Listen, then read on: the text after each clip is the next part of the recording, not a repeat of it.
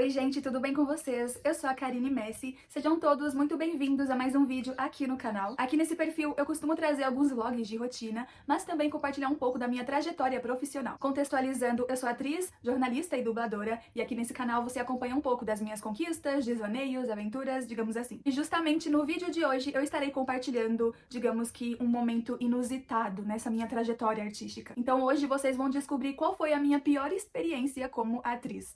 Bom, gente, como começar a falar sobre essa minha experiência horrível? Antes de começar, eu acho interessante contextualizar pra vocês mais ou menos como que funciona esse meio artístico, principalmente quando se é um artista independente, que é o meu caso. O que seria um artista independente? Geralmente é aquele tipo de pessoa que não tem nenhum vínculo fixo com emissoras, empresas, agências, representantes, enfim, é aquele tipo de artista que faz o próprio corre. Então, geralmente, os trabalhos que a gente consegue nesse meio são, em sua maioria, de forma avulsa.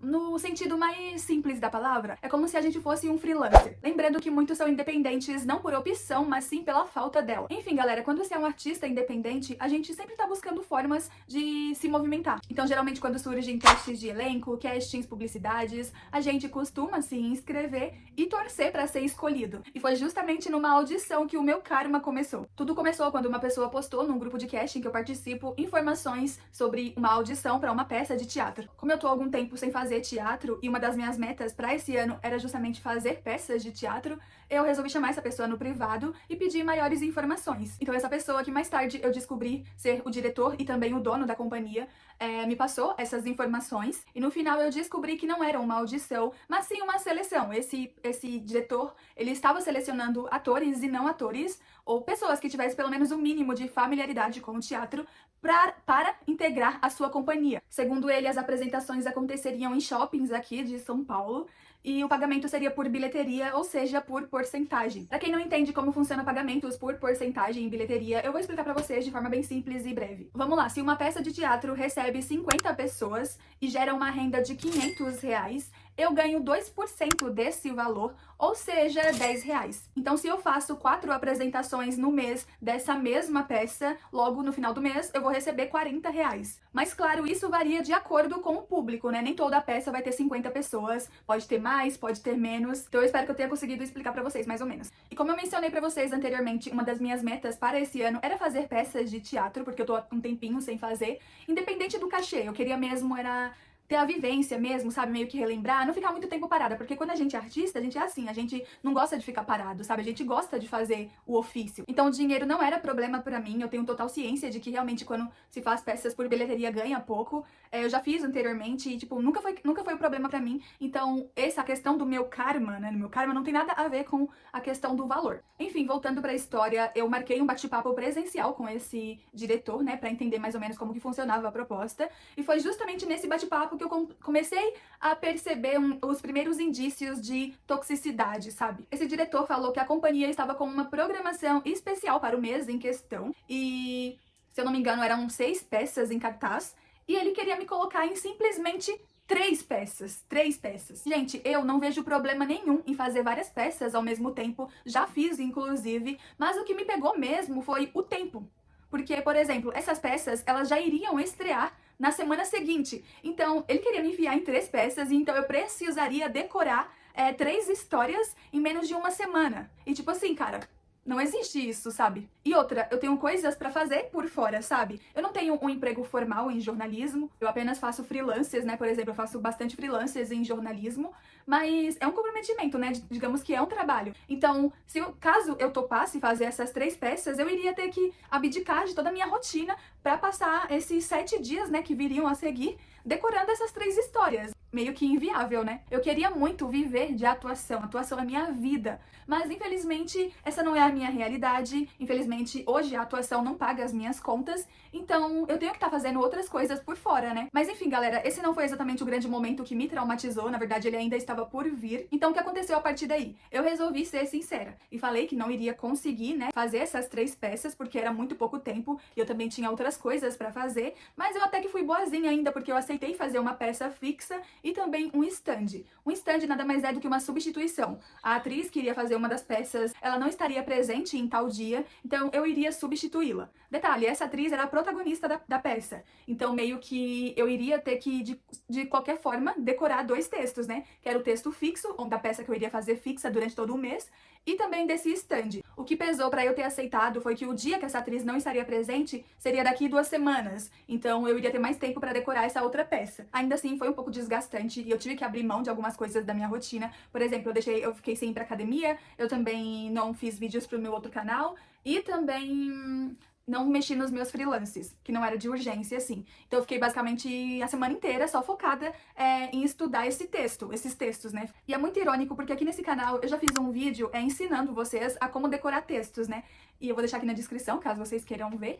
E é muito louco porque nesse vídeo eu falo justamente pra vocês que a ação de decorar um texto, ela tem que ser divertida e não exaustiva. Enfim, a ação de decorar um texto tem que ser algo confortável e leve. Tudo o que não foi na minha experiência. Eu acabei queimando a minha língua porque tudo que eu falei pra vocês não fazerem, né, no outro vídeo, eu acabei fazendo. Eu fiquei meio que 4 a 5 horas do meu dia decorando o texto intensivamente e exaustivamente. Então minha mente tava assim, ó, borbulhando, sabe? Não bastasse isso, a forma como o texto foi entregue pra mim estava totalmente desorganizado. Contextualizando, no passado eles já tinham feito essa peça, só que o que acontece nessa versão atual, né, a que eu iria fazer, estava faltando atores.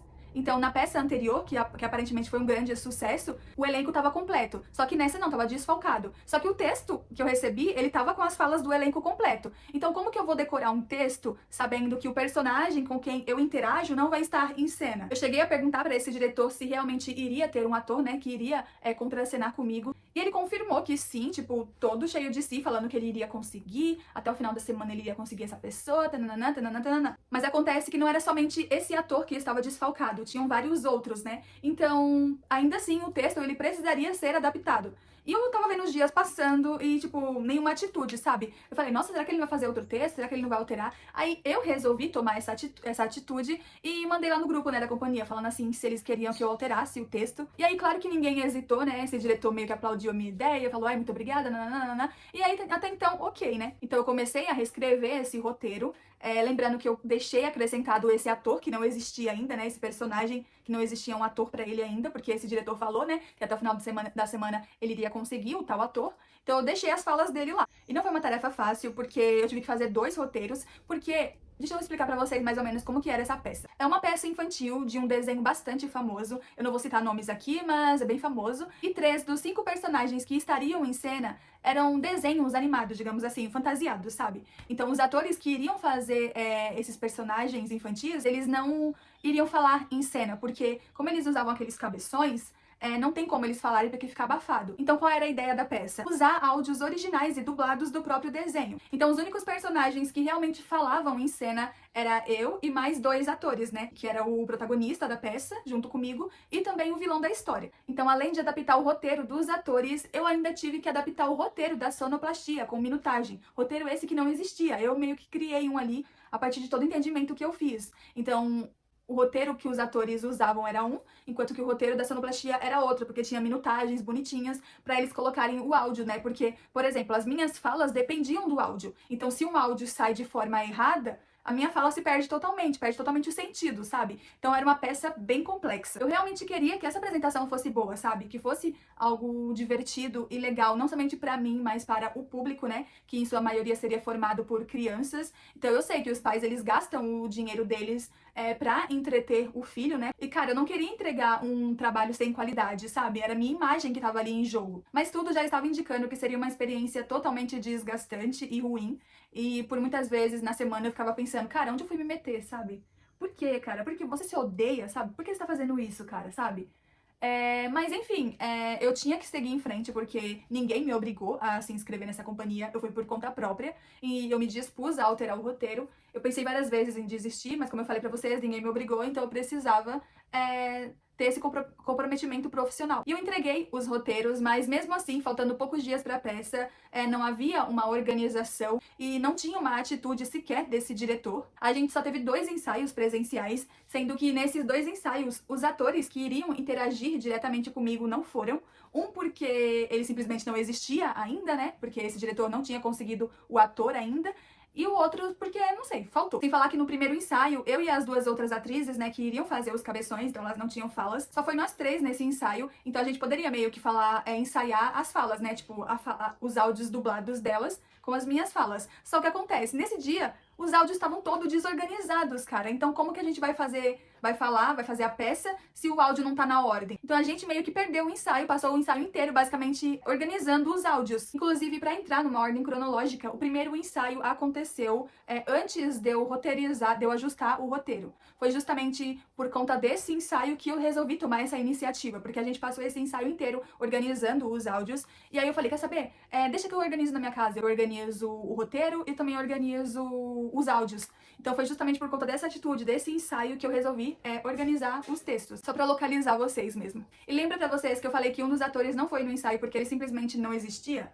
Então, gente, justamente, lembra que eu falei pra vocês que esse diretor estava se garantindo, falando que iria conseguir essa pessoa até o final da semana, tananã? Não conseguiu, gente, ele não conseguiu. E piora, tá? Porque simplesmente ele não falou nada. Tipo, eu que fui perguntar pra ele, e aí, você conseguiu a pessoa pra contracenar, pra fazer a peça? Isso quando eu já tinha feito o roteiro, já tinha organizado tudo. E ele falou assim, eu não consegui, eu tô achando que eu vou colocar você pra ser a protagonista. E eu fiquei tipo assim, cara, isso é sério? Sabe qual é o mais engraçado? Que esse diretor falava num tom assim, eu vou colocar você porque eu confio em você, nananã, mas no fundo tem aquele ar de meio que de manipulação, sabe? De persuasão, tipo, eu vou colocar você, mas se você não aceitar, quer dizer que você é fraca, você é uma atriz fraca, que não decora um texto, que não se garante. Essa é a energia que passava, sabe? E cara, podem me chamar de trouxa, podem me chamar, porque eu acho que eu realmente fui uma baita de uma trouxa por ter aceitado. Porque eu aceitei, né? Eu tenho essa dificuldade de dizer não pras pessoas, eu tenho que melhorar isso em mim, mas eu acabei aceitando. O lado bom é que quando eu decoro um texto, eu não decoro somente o texto, sabe? E uma coisa que a gente aprende na atuação é que quando você pega um texto, não é sobre decorar, é sobre você conhecer a história. E como eu já tinha meio que pegado a história, eu já sabia um pouco das falas do personagem que iria interagir comigo, né? Porque seriam as minhas deixas. Então lá foi eu adaptar o texto novamente, agora tirando esse personagem e colocando as falas dele, fundindo, na verdade, as falas dele com as da minha personagem. Mas independente, gente, mesmo assim, eu ainda tava bastante insegura, tá? Porque nisso que ele falou pra mim que não tinha conseguido, faltava 2 dias pra peça, sabe? E, cara, por mais que eu estivesse pegando o texto, por mais que eu tivesse estudado bastante, foi uma semana de grande desgaste, sabe? E eu sabia que eu não iria estar 100% no palco, mas ao mesmo tempo eu tava confiante, porque esse outro ator que eu não havia conhecido no ensaio, eu tava muito na esperança de que ele iria me ajudar em cena, sabe? Que a gente iria trocar, que ele iria me localizar se caso eu me perdesse, do mesmo modo que aconteceria com ele. Eu fiquei sabendo que ele já tinha feito a peça anteriormente, então provavelmente ele já tinha uma familiaridade. Porém, é aí que entra o grande auge desse meu karma, que, como vocês podem ver, já tava acontecendo, né? Tipo, tudo isso que eu contei pra vocês já faz parte dessa experiência horrorosa que eu tive, mas o auge mesmo vai acontecer a partir de agora, do que eu vou contar pra vocês agora. Tudo começou com esse tal ator aí que eu não conhecia, ele não tinha ido nos ensaios, mas eu estava na esperança de que ele fosse me ajudar. Antes da gente fazer a peça, né, no dia da peça, a gente deu uma passadona no palco, uma passada no palco pra ensaiar, e cara, o ensaio foi um caos. Sabe? Que ensaio horrível, gente, horrível. Primeiramente que esse tal ator, que se dizia um veterano, inclusive algumas pessoas da companhia me disseram que ele não tinha paciência pra iniciante, ele simplesmente não decorou o texto dele. Na verdade, ele não estudou o texto dele. Mesmo ele já tendo feito a peça antes, ele não tava com o texto na cabeça, não tava.